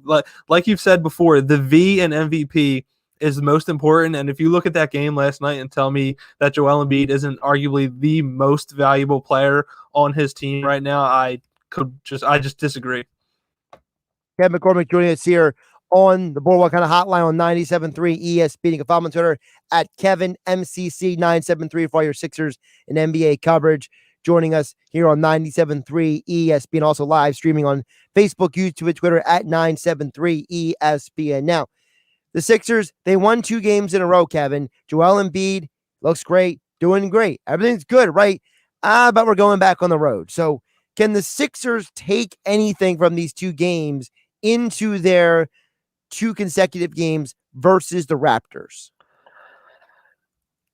2 things that stand out are just 3-point shooting and lack of production from the supporting cast have just been 2 major areas of weakness since they went out west. It's actually something I wrote about for the site last week, and it's still been apparent. I mean, if you look at the Houston Rockets game, the first and second half were completely different stories, and the one key factor that changed in terms of the Sixers was their 3-point shooting. That first half, they shot 11 of 18.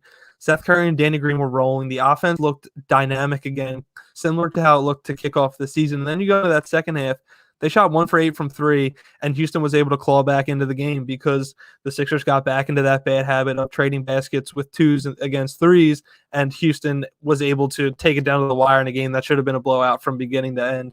And then if you look at the Chicago game, another just rough night from the supporting cast. So if there's 2 things to take away, it's just they need to continue the emphasis of hunting 3-point shots when they're there, and the bench needs to do whatever it can to create offense and try and hold on the leads when the starters are off the floor. Now, with that being said, we know that the Raptors are a strange team this year because I feel like losing Ibaka and losing Gasol has kind of backfired on them a little bit. I think that they didn't do enough to replace those guys. So can the Sixers take advantage of their lack of size in these 2 games, you think?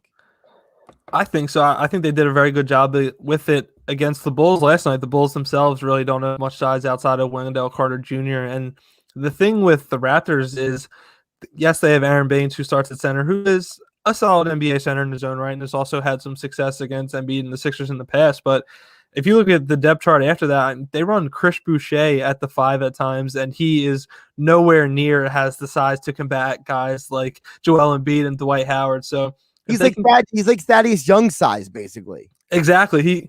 He has incredible length, but in terms of just the weight, Joel Embiid and Dwight Howard are just going to throw him around like a rag doll around the rim. So if they can continue to just embrace that bullet ball in teams that are smaller than them, I think the size advantage is something you really need to lay into if you want to beat a team like Toronto, who's been playing very impressive basketball as of late. They just pulled off a real nice win against the Bucks a couple nights ago. Now, we know last night, I wanted to move on to this, and I've teased this for the break. Doc Rivers is going to be the head coach of the All-Star team. The reserves get announced next week. Do you think that helps or hurts the case of any of the Sixers? Because I feel like Doc Rivers, he's not one of these guys just going to add all of his guys for the sake of adding his guys. He doesn't come off that personality, right? He's not one of these like show guys. It's like, I remember when Mike Budenholzer was the All-Star coach and he tried to squeeze every Hawk he could get onto that roster. And got 4. Right, he got 4. I'm like half these guys shouldn't even be on the roster. What's going Kyle on? Korver was an All-Star that season. Right, exactly. So like I don't see Doc doing that. So whose case do you think this helps or hurts? Because in my opinion, I think there's a possibility that Tobias now makes the team, but Ben doesn't because Doc is the coach.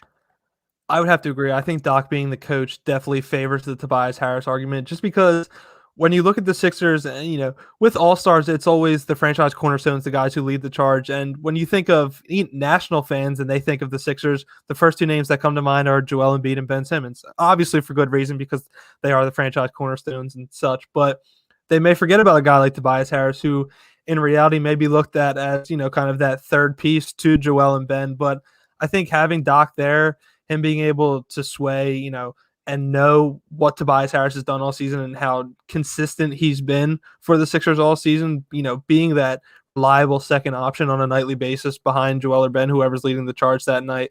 So if I had to pick one, I would say that Tobias Harris definitely favors the most of Doc Rivers being the coach, but arguably all 3 should be in. I mean, the Brooklyn Nets got 2 starters, and I'd be very shocked if they leave James Harden off as a reserve. So if Brooklyn can get 3 All-Stars, I don't understand why the Sixers shouldn't get 3 when they've led the East pretty much this entire first half of the season. Well, the devil's advocate argument to that would be that Ben Simmons is not having as good of a season as James Harden. That would be what people would say to that. And also people might say that if you're putting Ben on, you might be keeping somebody else off. Like, for example, there's talk, now, I'm not saying this, but people are speculating, does Trae Young make the team? I think he has to make the team, right? You look around the Eastern Conference, Jason Tatum, he's got to be on the team, right? Or is it Jalen Brown? Like which of the Boston guys make it or don't make it? There's only so many. To me, the NBA should just solve all this by saying it's a 15-man roster and get over with, but that's just my opinion. It's tough. I feel like the snubs are what makes being named an all-star, that more assuring for players. I mean, that kind of recognition look at last year. Bradley Beal was averaging over 30 points a game, and he was not on an all-star team strictly because of team success. Obviously, that wrong was righted this season with him being named a starter.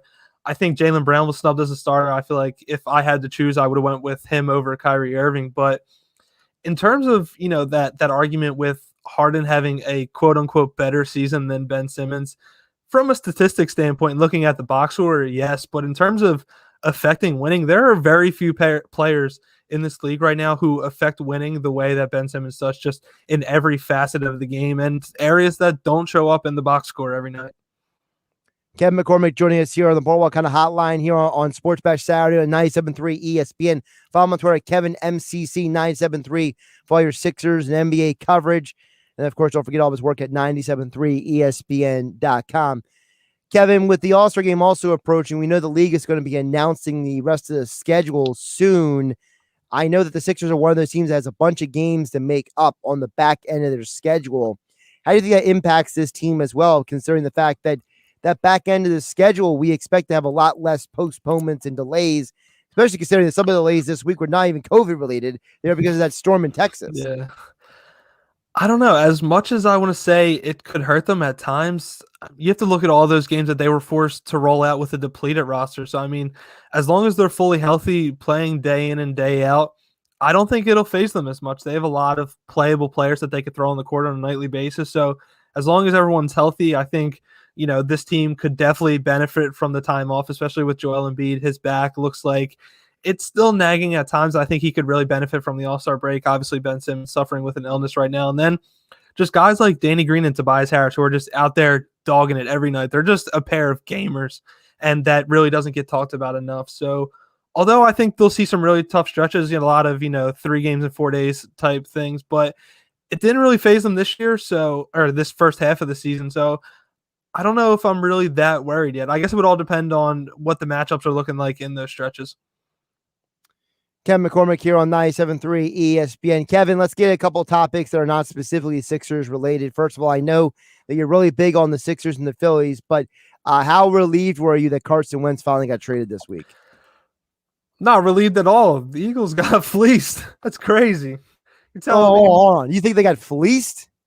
Josh, they got a 3rd-round pick and a fake 1st-round pick for a man who was looked at as like a top-tier quarterback, 18 months ago? Come on now. Last year. That's not all his fault, though. I'm relieved that it's over because I'm sick of hearing about the rumors and it just flooding my Twitter timeline every day, but I think it's going to be one of those moves that is going to haunt the Eagles in the future. So you are not a fan of Jalen Hurts? He's fun to watch, don't get me wrong, but Carson Wentz was looked at as a top-tier quarterback. I don't know if those, 4 to 5 games of Jalen Hurts were anywhere near convincing enough to just hand him the keys to the car. Well, if you ask the Nick Foles people, Carson Wentz has never done anything. Can you believe did you see there was a clip of, I think it was Joy Taylor, she was talking about it on The Herd, and she was just completely discrediting Carson Wentz, and she was saying that the situation needed to be perfect for him to succeed. Did she not watch when this man carried the practice squad and me as a 4th-string receiver to the playoffs? Come on now. Carson Wentz is special. Kevin, that's part of the problem, and that is with Wentz, and we've been discussing it all week here, and that is, listen, you have a guy who was really good for about a month and a half in 2019. He was good for a month and a half in 2018. He was great for most of the season in 2017. But then last year, he just completely fell apart. And people are saying that, you drafted a quarterback and he got thin-skinned and he couldn't handle it. So how can you trust that guy to lead your team if he can't handle a little competition? I don't know. It's just it doesn't sit well, and it was just one bad. Like, can you gauge just one hard season where there was filled with injury? Obviously, there was issues within the locker room outside of quarterback play. It's a whole lot to just scapegoat Carson Wentz, and now they have to eat all that dead cap from signing him to that big deal and trading him away. It's crazy. I tweeted it out yesterday. I think the football gods are just repaying the Colts back from having to go through Andrew Luck retiring early, and they just handed them Carson Wentz on a silver platter. Well, there's a possibility the Eagles and Colts play in the Super Bowl in 2 years, so you always have that. Could you imagine? I would just love it just for the arguments. I don't even care who wins at that point. It would be unbearable for those 2 weeks leading into that Super Bowl, and it's just the Carson. I can't even imagine like a Carson Wentz versus Patrick Mahomes AFC Championship game. So you have Andy Reid on one side and then Carson Wentz on the other. It's just Eagles fans would just be in flat out shambles if that was ever to happen. Don't forget Frank Reich on the sideline. Yeah, it's just a whole lot of, hey, we let all these guys go now. Mike Groh and Press Taylor are there too. There's all kinds of stuff going on here. It's insane. By the way, now as I mentioned before, anybody watching on Facebook, YouTube, Twitter, you can see that Kevin's got the 3 Phillies jerseys over his shoulder. So I'd be also remiss if I didn't hit on with you really quick. Phillies back at spring training. You mentioned what's torturous. To me, baseball season is torturous because if the Phillies lose a hit, okay, really quick. This is my opinion. I'm not saying I'm right. This is a purely opinion. The most tortured thing in Philadelphia sports is a bad Phillies team because you got 162 days of it. If I got a bad Eagles team, I only got 16 weeks and that's it. If I got a bad Sixers team, I can still watch the rest of the NBA, right? If I got a poor Flyers team, I can just change the channel or whatever. You get a bad Phillies team, it's every single day of garbage for about 5 months. So to me, the greatest gift to me was hiring Dave Dombrowski and re-signing these guys because at least I can get a 500 baseball team. I don't have to watch garbage for 6 months. Yeah, I will say that when the Phillies are not rolling, it is very tough to watch, and there were some very, very ugly stretches last summer. But on the other hand, when they're hot, this city's booming. You look in the past, when the Phillies were rolling, the place was electric. Arguably, Citizens Bank Park may not have even had fans this year if JD and Didi didn't sign outside of COVID restrictions, but it's going to be interesting. They made a lot of nice adjustments. As you said, JT and Didi are back. The only thing that really worries me is they signed a lot of prove-it deals this offseason. A lot of guys who have something to prove and, have had some nice stretches in other places. So they're one of those teams right now that I feel like there's about 4 different realities for how this Philly season could go. But if everything aligns right, we could be talking about a team that makes the playoffs. The real main struggle is just the NL East is going to be just a bloodbath this season. It feels like every team's good outside of Miami, and it's going to be a dogfight, that late stretch of the season. He's Kevin McCormick. You can follow him on Twitter, Kevin MCC973 for all of his Sixers, NBA, and his thoughts on everything else in the sports world at Kevin MCC973 on Twitter. Check out his Sixers coverage over at 97.3 ESPN.com. And of course, you watch on Facebook, YouTube, Twitter, you see not 1, not 2, but 3 Phillies jerseys over his shoulder. And as all guests, he appeared here on the Boardwalk Honda Hotline. Kevin, appreciate you jumping on a Saturday. No problem, Josh. You take care. Josh Hennig here on Sports Bash Saturday on 97.3 ESPN. Don't forget my FanDuel Sportsbook picks of the day coming up in just a bit. And we'll get back to your thoughts at 609-403-0973. Your thoughts on the YouTube channel at 973 ESPN on Facebook, YouTube, and Twitter, where you can comment and watch the show as well here on 97.3 ESPN FM. And don't forget the 97.3 ESPN mobile app powered by First Bank of Seattle City, where you can listen to 97.3 ESPN anywhere you go on the app. And don't forget all of your Sixers, Flyers, and Eagles coverage right there on the app. 97.3 ESPN.com is also on 97.3 ESPN mobile app. One more segment next. It's Philadelphia Flyers hockey tomorrow on 97.3 ESPN and the free mobile app with Tim Saunders and Steve Coates calling all the play-by-play action. The Flyers take on the Boston Bruins as part of the NHL Outdoor Series at Lake Tahoe tomorrow. Coverage begins at 2 p.m. It's Philadelphia Flyers hockey on the radio home of the Flyers in South Jersey. 97.3 ESPN and listen live on the free mobile app. On some models excludes Corvette. With GMF financing, excludes prior sales. See dealer for details. It's President's Day all month long at Bennett Chevrolet with our biggest, boldest, best deals ever, saving you up to 25% off MSRP on brand new vehicles. Right now, Bennett Chevy is selling brand new vehicles at GM supplier employee pricing. Plus, you keep all the rebates that can save you as much as 25% off MSRP. But there's even more ways to save with 0% financing available. Plus, if you're looking for pre-owned, Bennett will pay you a minimum $7,000 for your trade towards any pre-owned in stock. That's a minimum $7,000 for your trade, no matter its condition. Imagine how much more you'll get for a good trade. And once you've dealt with our non-commissioned sales team, you'll rave about the wonderful experience with no need to negotiate and no hassles, because our team is paid on your satisfaction, not how much you spend. It's President's Day all this month at Bennett. Find new roads at Bennett Chevy, Egg Harbor Township, and BennettChevy.com.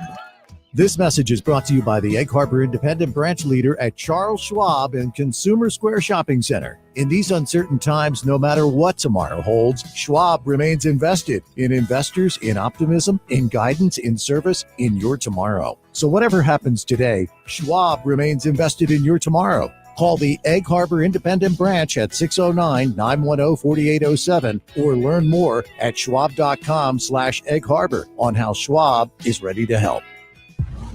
Feeling stressed in your skin? Not with new Olay body wash infused with skincare ingredient retinol. Olay with retinol improves skin 3 times better versus the leading body wash, transforming skin from dry and stressed to bright and smooth, so I can step into stressful days feeling my best in my skin. Olay Body, fearless in my skin. Now try Olay's other skincare-inspired body washes with hyaluronic acid, vitamin C, and collagen. Hey, bro, I don't think I can help you move Saturday. My back is really bugging me. I just don't think I can handle it. Sorry. Hey, dude, it's John. I know I told you I'd be able to help you move. I think Michelle's really mad at me for something. What's that, honey? Oh, dude, I gotta go. Sorry, man.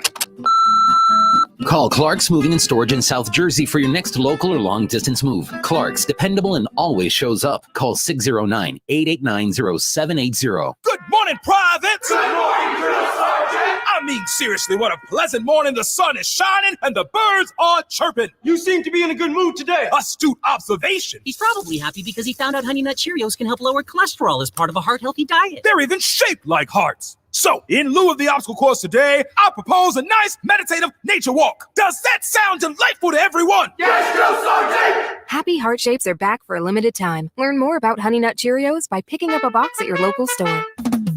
Get in the zone, AutoZone. Welcome to AutoZone. What are you working on today? Sure, we can help you knock that oil change right off your list. Right now, you can get 5 quarts of Castrol Edge full synthetic motor oil and an STP extended life oil filter for just $29.99, plus a $10 bonus reward if you're an AutoZone Rewards member. Not a member? We can sign you up fast, right here in store or on AutoZone.com. Getting the job done just got easier. Terms at AutoZone.com/rewards. Restrictions apply. Get in the zone, AutoZone. I'll be right there. We got to redo the whole thing. Indeed knows unexpected growth can stretch your business thin. Need to finish these today. Like at Phil's Machine Shop. To keep carving out more revenue, he needs to get started hiring right away. I need Indeed. Indeed you do. And the moment you sponsor a job on Indeed, you get a short list of quality candidates from our resume database. Visit Indeed.com/credit and get a $75 credit for your first sponsored job post. Terms and conditions apply. Listen to that 290 horsepower iVTEC V6 engine. That's a double wishbone front suspension. Nah, that's not our supercar. That's the all-new 3-row Acura MDX. It's only natural to confuse the fully redesigned MDX with the NSX because they share more in common than you think. It's a premium 3-row SUV, supercar DNA. Acura. Let's talk more drive. For attractive offers on the entire Acura lineup, visit your Delaware Valley Acura dealer today. This is Sports Bash Saturday with Josh Hennig, live from the Matt Blatt Kia Studios. Here's Josh Hennig. Welcome back into Sports Bash Saturday on 97.3 ESPN. Final segment of the show. We'll be getting you my FanDuel sports picks for the weekend coming up in just a bit. First, we go back to your thoughts and comments at 609-403-0973, and all of you watching on Facebook, YouTube, and Twitter, watching the show here on 97.3 ESPN. I wanted to touch on a couple texts, couple comments in here. First, always testy messages earlier about the Sixers, and I didn't get to it earlier because we were talking so much Eagles, but always testy on YouTube commented, Sixers need to make some minor moves or to trade multiple players for a pick for a quality scoring player, then pick up a buyout market. Depth help. Some veterans will want to play here. Well, first of all, I think that whether it's a trade or whether it's a veteran market, there's a lot of talk about JJ Redick, and I think it's a strong possibility that he comes back as a bench guy coming off, get some shooting, get some scoring out there. I know there's a lot of talk out there about, for example, George Hill down there in OKC is an option. So I think there's definitely guys Sixers are going to pick up. Now, when it comes to trading a couple of players and picks, I think Terrence Ferguson is a prime candidate because he really hasn't gotten any playing time with this team. He doesn't really fit what Doc Rivers is wanting to do here.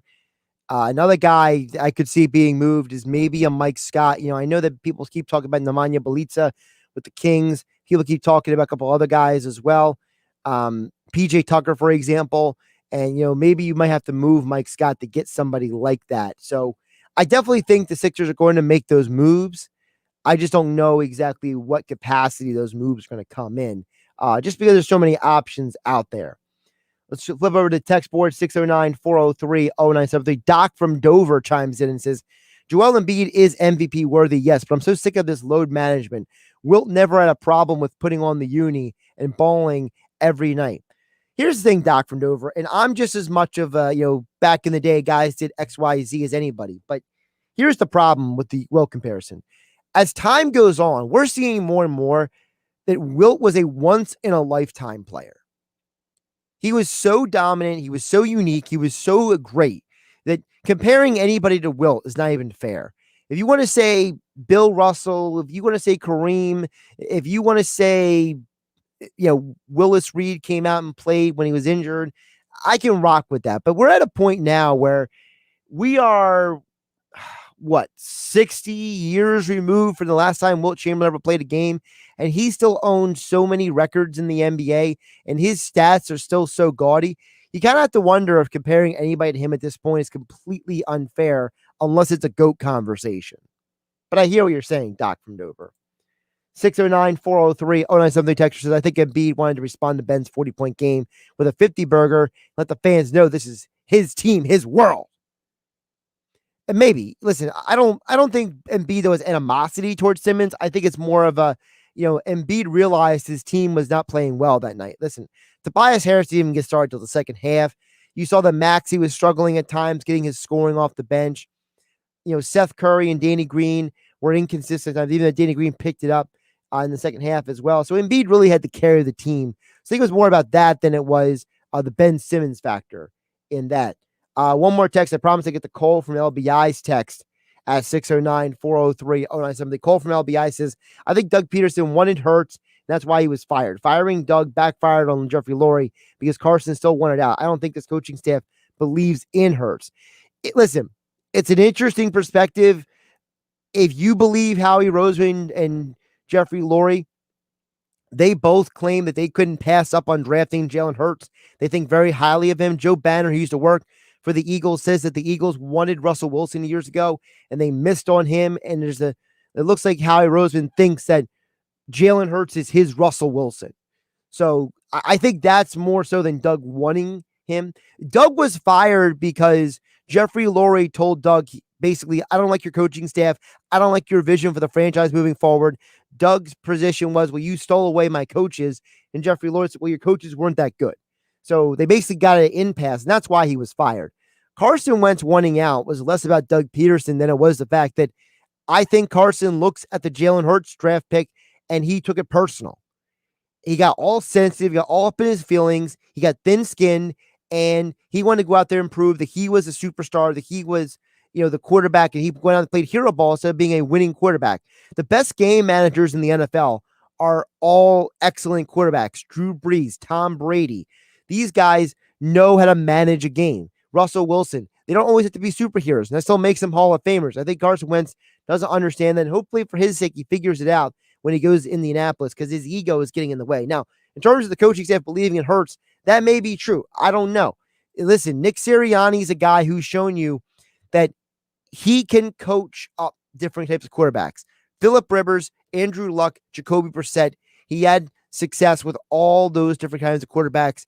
I think he can be successful with Jalen Hurts as well. All right, great stuff on the text board and great stuff on Facebook, YouTube, and Twitter. You guys watching at 973 ESPN. Before we get out of here, as always, my FanDuel Sportsbook picks of the weekend. FanDuel Sportsbook, use my promo code Hennig when you sign up for your first risk-free bet up to $1,000 and same-game parlay insurance. Make a same-game parlay, 3 legs or more, and get up to $25 back if one leg doesn't hit. And tonight, I am going in on the Miami Heat.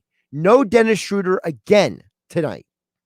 The Miami Heat are currently plus 3.5 on the spread. I know no Goran Dragic. I know it's a primetime game, and LeBron usually plays well in those games, but he could play great. Doesn't mean they're going to win. The lack of Schroeder to fill the void without Anthony Davis is a huge, huge problem, and I think you're going to see that in tonight's game, and that's also why without Anthony Davis, I'm thinking Bam Adebayo is going to have a big game tonight. Listen, who's going to stop him? Marc Gasol, get out of here. Give me the Miami Heat plus 3.5. Combined it with Bam Adebayo over 18.5 points is a plus 228. A great value play tonight.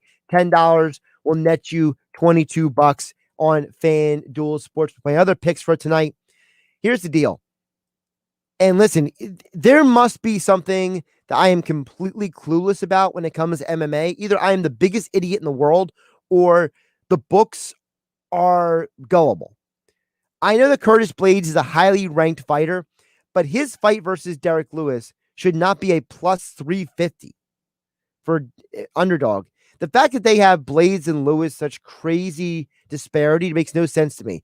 Blaydes, here's his last few fights, all right? He beat Volkov in a solid decision win.